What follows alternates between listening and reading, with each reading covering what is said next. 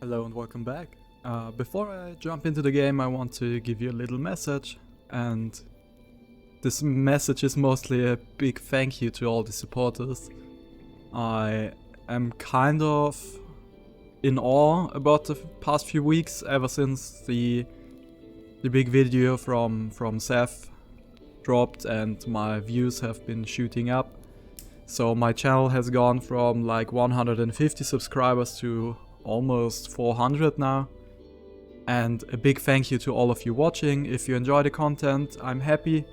If you don't enjoy the content, there's two things you can do. You can give me a message and give me some tips on what I can do better. I'd appreciate that very much. Even if it's small things up to big things. And the other thing you can always do is you can just not watch my stuff, which most people do.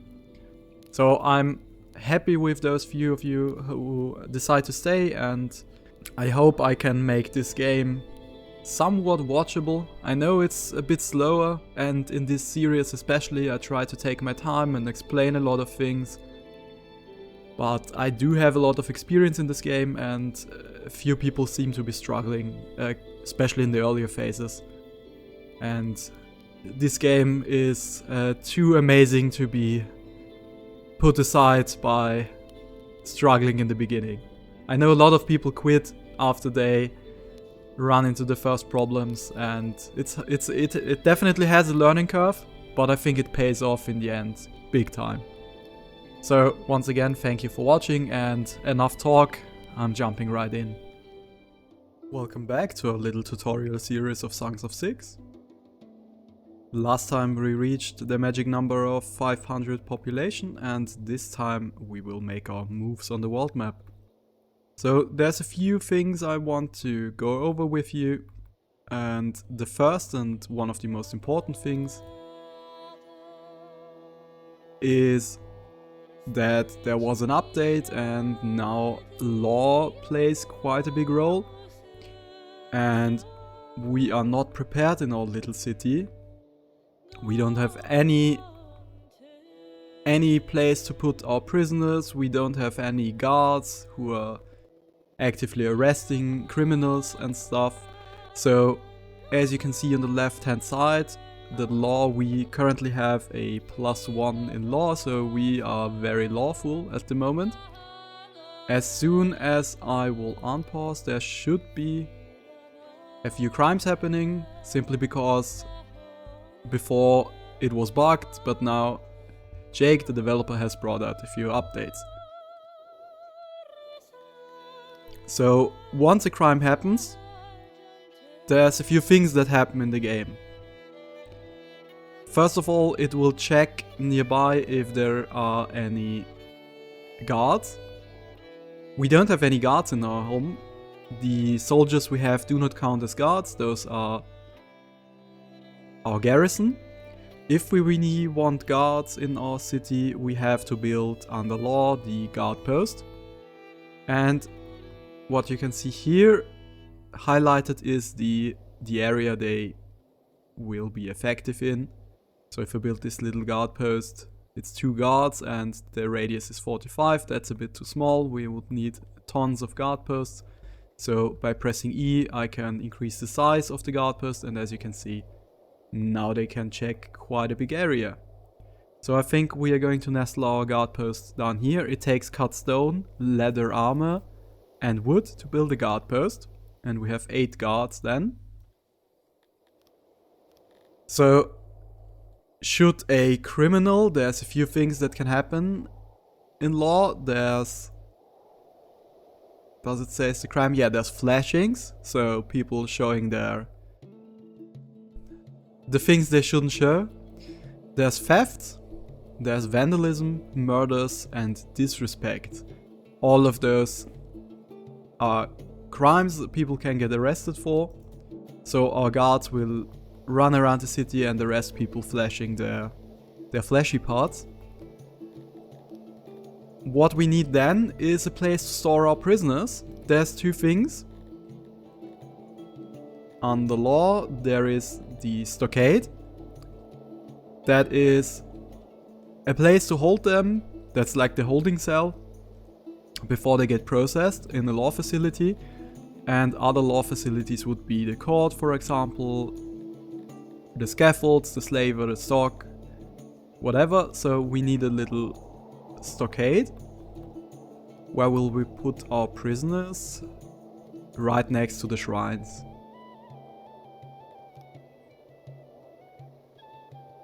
So in here we will have space for 20 prisoners. So should a criminal get arrested, they will be put in the stockade, and then we can decide what to do with them. By default, half of your criminals get sent to prison, and they stay there until they die, or after 4 years they learn the lesson and become productive citizens. So they stay there for an average of 4 years. Some of them get executed and some of them get enslaved. We do not want slaves, we are a perfect society, and in the perfect society everyone gets executed. Okay? So should some human go home from work and go next to the nursery and flash their parts, they get arrested by our guards, put in a stockade until they are eventually executed. So what we're going to need now is... Oh, before I execute everyone, I'm quickly checking. My people have a preference what to do with criminals. But my humans do like it when people get executed, and my Dondorians also love it. So we are making everyone happy by executing lots of criminals. So what we're going to need is some scaffolds. We can't just execute someone without making a little spectacle out of it. So what I'm quickly doing, since it's bothering me, my throne over here is unnecessary. I will put my throne somewhere else. Anywhere else is good. So my people should be going to work on that. Guard post is being built. We should be producing leather armor. Yes, we are. I thought away the message. Okay, that's another drought. Nothing to be done.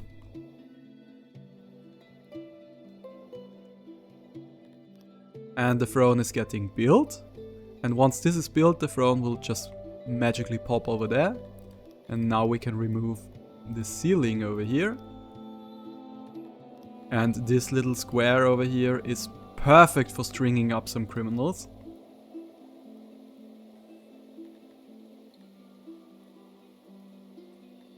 Gallows is probably boring. Let's chop the heads off. And let's give them some decorations, which is basically a seating arrangement for all the people who want to watch. And we can have 8 simultaneous executions with 2 executioners. Perfect. So now we've solved the crime in our city. You just have to execute everyone. Simpler times, I tell you. Let's build some roads.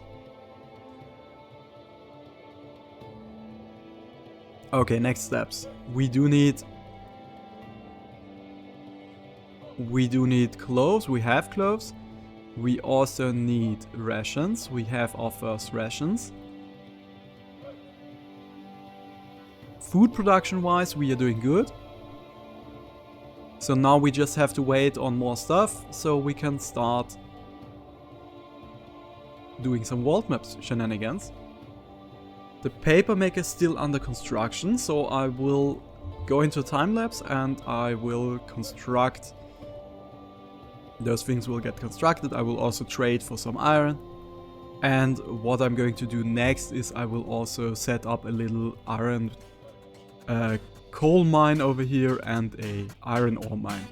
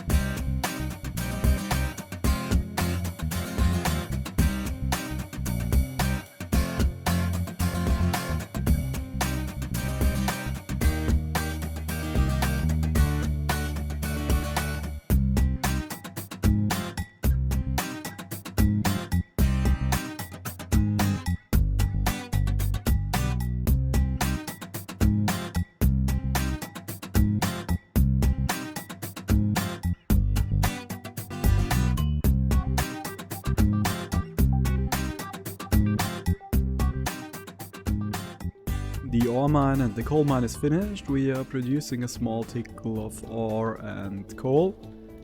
So what I'm going to do, I will take some science and I will unlock the metal smelter. What we are also going to need is where was it? A smithy in the long run. So now we take our iron, we take our coal and we make metal out of it. So we take the metal smelter. I will probably... Nah, the bakery is a bit too big. I don't want such a big smelter. Or let's just do it. Later on in this game you need tons and tons of iron, so it's not that bad of an idea to just build a huge metal smelter in the beginning. Just looking forward to the later stages of the game, where you definitely do need that much iron. Our archery range is also finished, and so what we are going to do is we are going to create a second division. I'll just give them a bow as an icon, so I know they are my archers. And I do want them to be full-time soldiers. And I'll provide them with all the bows they could ever need. And we're going to accept, and so now this division will start training. And they will train all day, every day, and hone their archery skills. We do need a few more bows, because I've given them the 20 people with 8 pips of bows, so it is 160 bows we need. Currently we have stored 120, so we are short a bit. There also was an accident. Accidents do happen frequently. Every production building has a chance of an accident, so 2.5%. The carpenter, for example. If we want to minimize accidents, we can tech into work safety over here, which is 1 or 2 levels is advisable, just so you don't lose too many to accidents. I will also take another level of spoilage, so our food doesn't spoil too much, 2 levels even, and 1 level of robustness, and we can also get our husbandry methods up. From time to time our neighbor offers us gifts. If we accept, they don't like us, so they will like us less if we accept their gifts. So I'm declining from time to time. And as you can see, that makes them love us very much, because we're a good trade partner. Don't know why they offer gifts if they don't want them to take if they don't want us to take them, but sometimes those pig people are... Where's their guy? Yeah, those pig guys, they are... I don't know. Let's put it up to cultural differences. So we have some clothing stored up, we have a few rations, we can even increase our ration production a bit, I think, by just upgrading. I think we are just upgrading to 50%. If we want to conquer a region on the world map, we will need one thing, and that is administration. Administration you get just like science points in a building. That is the administration building. Under administration, the administration building.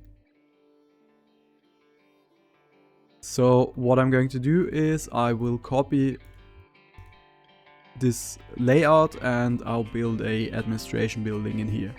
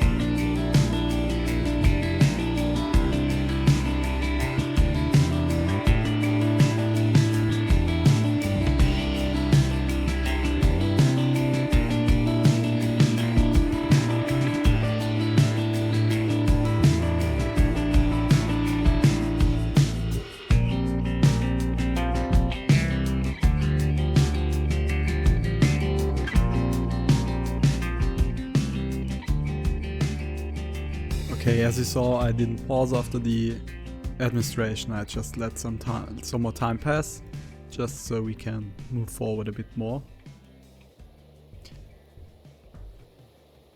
So we do have our first administration points. We have 25. And we do also have some money in the bank. I did sell some stuff. Not a lot happened in the meantime. I got attacked 2 times, and both times I paid off the enemy. Since our soldiers are still training, I didn't want to risk it to lose them. So there's 2 ways we can take a settlement on the world map. We need an army. At the moment we have 2 ways to get an army. Number 1, we can send out our soldiers onto the world map.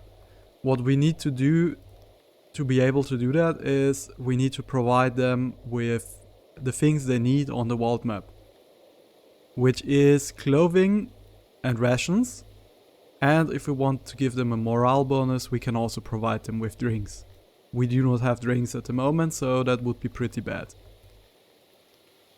Since sooner or later we are going to send out people, what we are going to do is we are setting up on the military some army supply depots.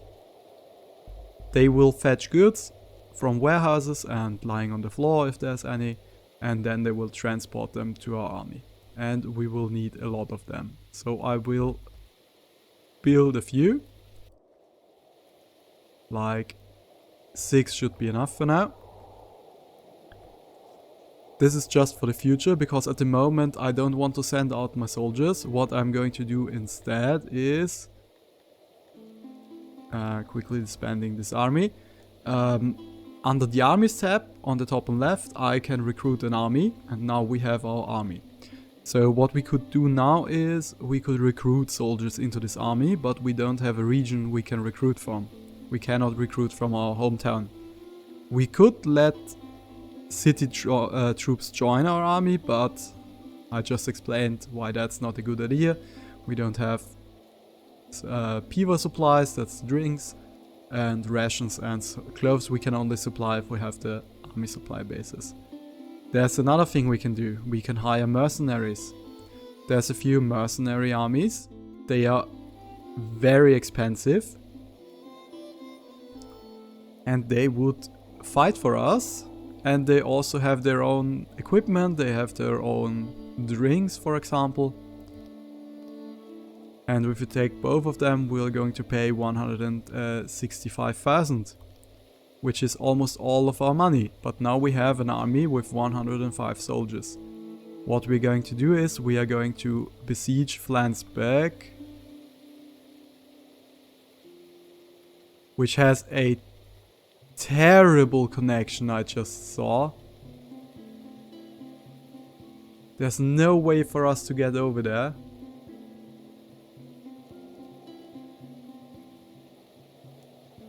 Which is terrible, since our army is very expensive. It takes 82,000 to upkeep them daily, and this will probably take 1 or 2 days. We're going to try it nonetheless. So what I'm going to do to keep up with those demands is I'm going to sell some more stuff, and then we hope they are fast. That's the message that we paid off those guys.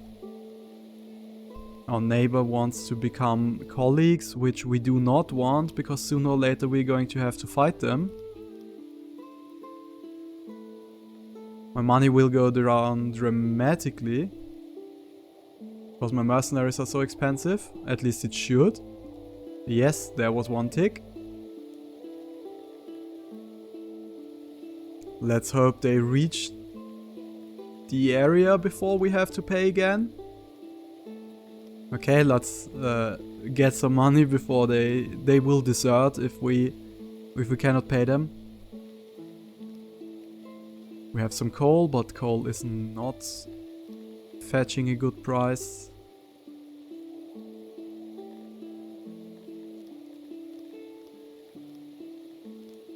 Leather armor is fetching a good price on the other hand, so we're going to sell all of our leather armor for 51,300. This time we're not tipping too much. Okay, we can afford them for another day.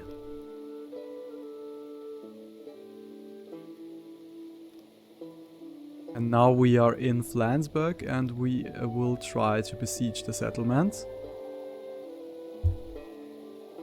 And we can assault or we can wait and lift the siege. So this is us attacking the settlement, which can only be auto-resolved.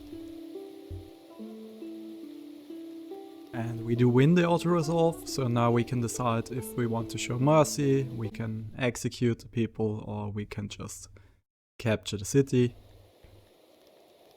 There's a few... you get stuff if you sack or raise it, but you also get chivalry, a new stat in version 66 I'm not very familiar with. So we don't want any mercenary slaves, so what we're going to do is we are going to just sack the settlement so we get some stuff and take it over. Now it's ours. As we can see, there's a few stats. I will take my time later on and explain it. For now we need to disband the mercenaries, they are too expensive. And we can start building a few things. The main settlement building, the stands, they give some happiness. We need happiness or the region can rebel in the end. And just quickly thinking about, yeah, we get the stand and I think we'll just take a grain farm, so we're getting some grain.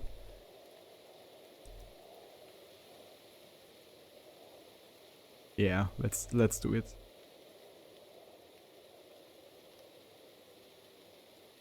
And then we need to hit accept, and that's the buildings in our settlement. I'll give you a better explanation in a bit. Okay, so we have our first settlement. We have a few problems attached to this settlement. The first and biggest problem is that this region is far away from us and it's pretty garbage. For now at least. We have to grow it, we have to expand it, and there's a few things we need to do in order to achieve that. Now that we've conquered it. One thing, as you can see, is the loyalty of all the people is going down. That's a problem that will solve itself in a bit. Because we have the stands give loyalty, and you might think it says +1, why do we have -07 there? It's simply because we have just taken over this region and we don't have any support over here. And the support is just a multiplier. So all the happiness and stuff gets multiplied by 3% because that's our support. So those numbers are basically locked in. Support will fix itself over time. The longer we hold the settlement, it will just tend to 100. So for now we are going to ignore this settlement. It will take a while and then it'll sort itself out and we have a settlement. I will give you a detailed explanation on what all the things do and how to improve your settlements and how to build your settlements to your liking in the next episode. I think it's a bit too much for this one. What I want to achieve this episode is we need more administration. We have 15 admin points, we are going to need much more if we want to grow this settlement. So there's a few things we need to keep in mind now. There has been a patch in between, so a few things have changed, but not too much, I think. We will definitely need more administration, so let's go to our administration building where we have 5 people working right now, and let's double that to 10. That will take around 7 or 8 paper every day. We are producing almost 8, so let's employ a few more. Like 3 people or 4 people more. And as you can see, we have negative workers right now. That's something we can definitely not tolerate, so I'll let in like 20 people. Let's fast forward a bit. We are almost up to 600 citizens. Food production is still looking good. And we will now get grain every single day from our settlement. It will take a while since it has to run basically once around this mountain, but it will arrive. As you can see, there is one caravan coming for us. That's the battle spoils from when we took the settlement just a moment ago. My wood stores are running low, so let's chop some wood. That will take a while. And for now, we should be getting more administration. We will also have lots and lots of grain, since we are producing 211 every day. And we are now getting 135 grain every day from our taxes. So my grain stores will inevitably be full one day. If we don't want the grain to go to waste, we can export it by building a export depot. I recommend building this somewhat close to a warehouse, just so that people don't have to walk too far. And the size doesn't really matter too much. If you have absurd amounts of a good, you need to increase it. But this should be fine. So when my taxes arrive, which they are now on the way, here you can see a caravan. It's traveling to our city, all around the mountain. I had to take this settlement because it was the only settlement that was controlled by rebels and not by another nation. And we are definitely not equipped to fight another nation yet. So every day one of those caravans will spawn and travel to our city. For now we are importing grain, we are getting grain. Of course there's much better resources than grain to import. Import is the wrong word, we can import stuff, but it's taxes. So they will travel here and the caravan will fill up my warehouses, and once all my warehouses are full, it will do 2 things. It will check where's my throne and it will dump it next to the throne if there is no export depot. If there is an export depot, it will dump all the grain in there and it gets sold. So the export depot is kind of an overflow storage if you set it up that way. You can also tell the export depot to actively get wares from your warehouses and sell those. But it's not that good. I'm personally not a fan because if the export depot is running too well, it just takes all the grain in my settlement. And that's not something I want. So we took our first settlement. As you can see, the caravans are coming in. We used up our mercenaries, so if we recruit a new army, the 2 mercenary regiments we had before, they vanished. They are not here anymore. But since we have a new region under our name, we have 3 more mercenaries. Mercenaries in the older versions were an absolutely overpowered force. You could do anything with them. It was completely broken, so Jake the developer has redesigned them quite a bit, and they are very expensive now, and they are still quite elite. Okay, those 2 are trash, but those guys have 7 plate armor, 7 warhammers, 90% experience, 83% training. If you remember those 5 Terminators who slaughtered my guys, hence the name Kebab. this mercenary regiment, the captain, the Dons of Sifilon, are 60 of those Terminators. I don't know why they are so cheap.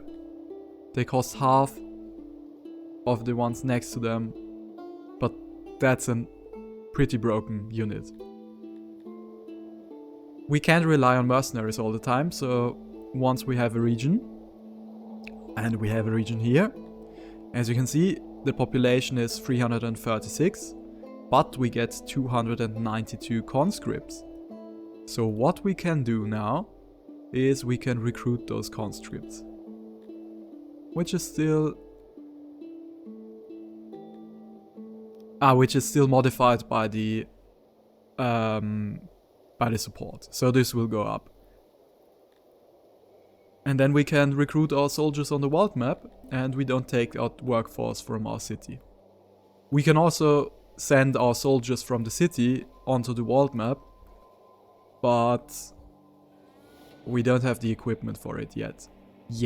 We'll definitely do that in the future. Okay, so I think that was our first little...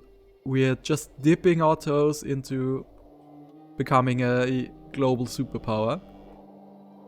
Next episode I'm going to give you an overview of the settlements, and for now I say thank you for watching.